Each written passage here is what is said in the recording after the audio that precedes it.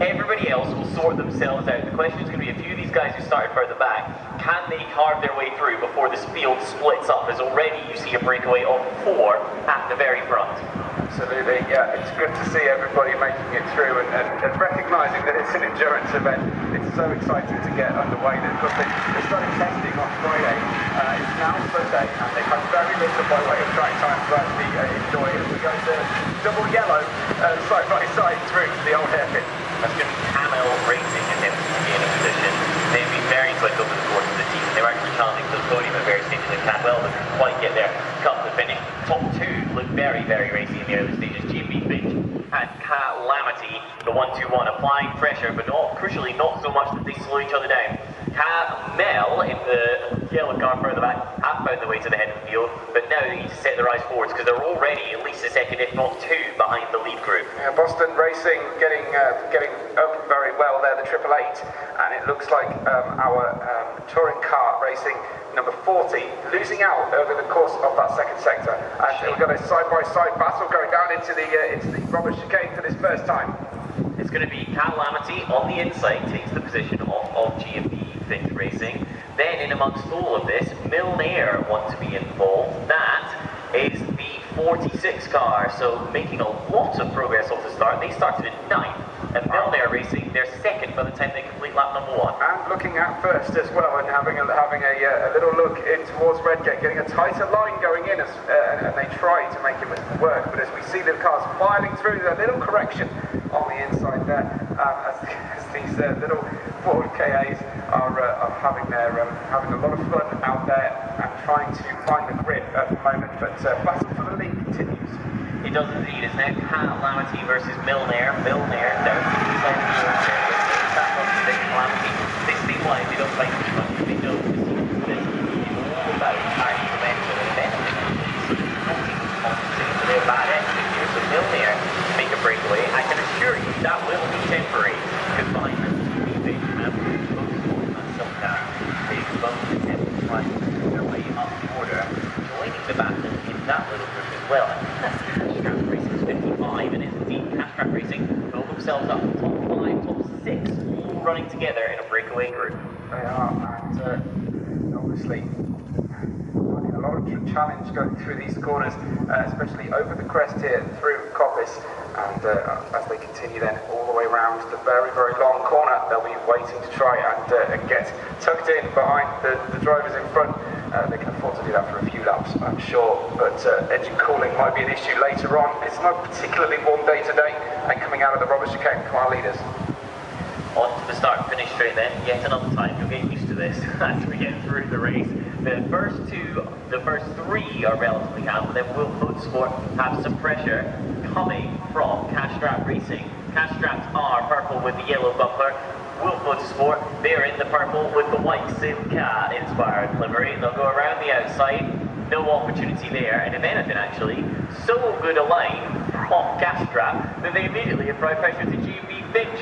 Here comes Castrap Racing, they're on the inside for the first part of Craters, that means they're on the outside for the second part. They're still neck and neck as they come down the hill. It's a shot they got, and GB Finch is just about almost out of action now.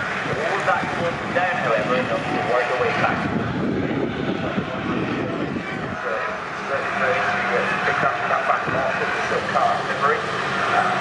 Really careful how we say that, so that I don't slip into cigarette advertising, but as it is, the Milnair enemy pulling away naturally now from the front, and there's a little twist and possibly a touch there from the Boston car.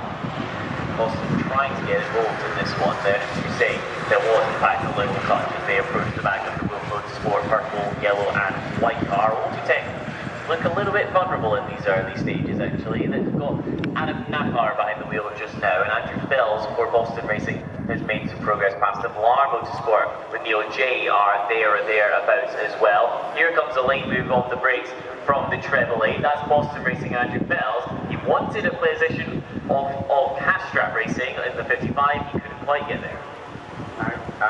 Patience though will reward our drivers more than anything, as the Boston 888 is shaping for a move here, either defensive or attacking move. They'll split the difference on the way into Redgate for this run. And Finch versus Wolf continues. Wolf on the inside there, Finch in the green and yellow car.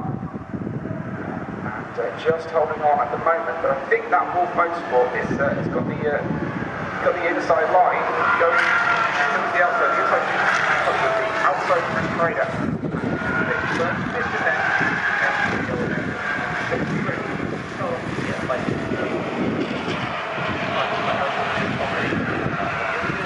Already on their way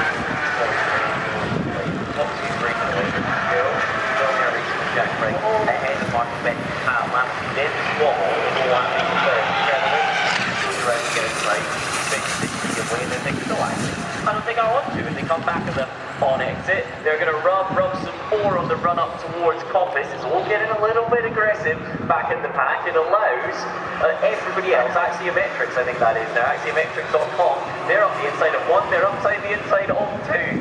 Absolutely, there's a wheel on the grass there from Finch, as they were sort of being boxed out slightly and crowded out of the racetrack, and it's not going to be a good place to put your tyres, this freshly wet grass here at Donington today.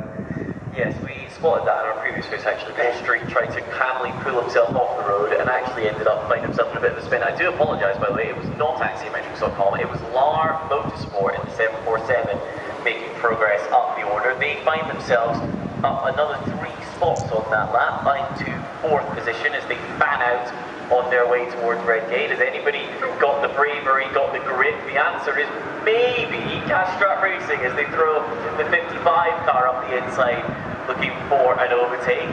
JW ahead of them had to give a little bit of room there, but they just about did, and so it'll be Castrap Racing. They've got slightly more luminous yet bumper, but what isn't actually too much of an identifier as they sweep around the outside, then they'll bring forward the inside. They get to up to 3, 4, 1 of course, and it's all playing out for 3rd position.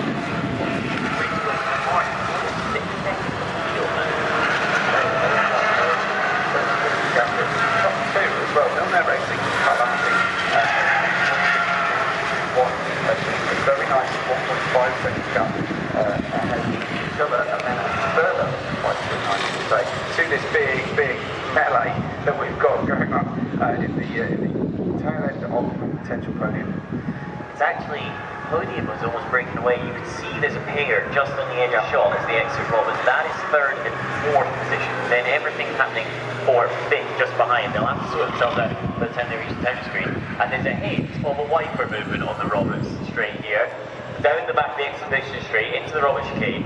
Sort yourselves out, boys, because if it's slippery, you do not want to be side by side and on the curving. They decide, you know what, let's play the sensible game. Move on forward, the 747 to the outside of the treble 8. LAR Motorsport officially into 3rd, but this is not sorted out yet. They'll find themselves in turn 1. LAR Motorsport on the outside, Boston Racing on the inside. Boston just about has the advantage for now. Yeah, it's a very nice classic move there from Boston in the triple 8, getting through past the 747. Some very high race numbers, of course, that we're dealing with today, but thankfully nice and easy to spot. They've got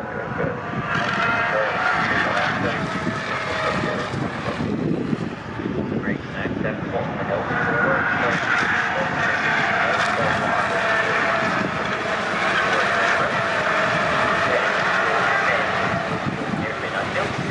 That first power racing attempt. One of the front runners in this, but they've had a difficult season. They are in 16th right now, and it started 21st. So a bit of progress, but not exactly clawing their way through the field at the previous finish. No, it's just slowly power situation for Boston Racing. But power. So we'll be keeping a close eye on their progress through the race as we try to certainly attempt to keep a close eye on everybody's progress. Down that time was the AFK racing entry, down 1 position into 31st, and we do have to take motorsport.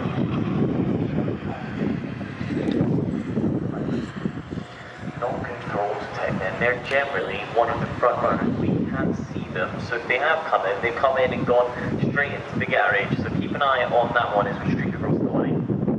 We've done a few laps, we are 10 minutes in your order, it looks like this at the front. It's Millionaire Racing with Jack right at the wheel ahead of Calamities, Marcus Batty. The pair of them making somewhat of an escape, it should be said, from Boston Racing and Lark Motorsport in third and fourth.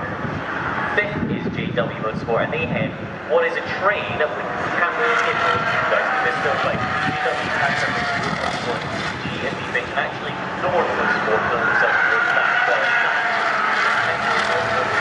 north. That's off the race.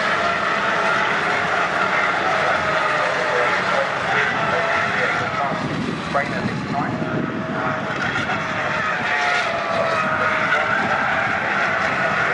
Fantastically on the travel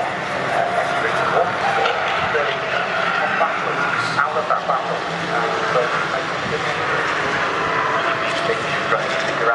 They then somehow managed to jump ahead because better drivers on the grass than the other road. So before you know it, they're ahead of the 55 of Castrap. Then it's Wolf Motorsports number 5 car who stays inside. Castrap managed to hold the title line, then Jamie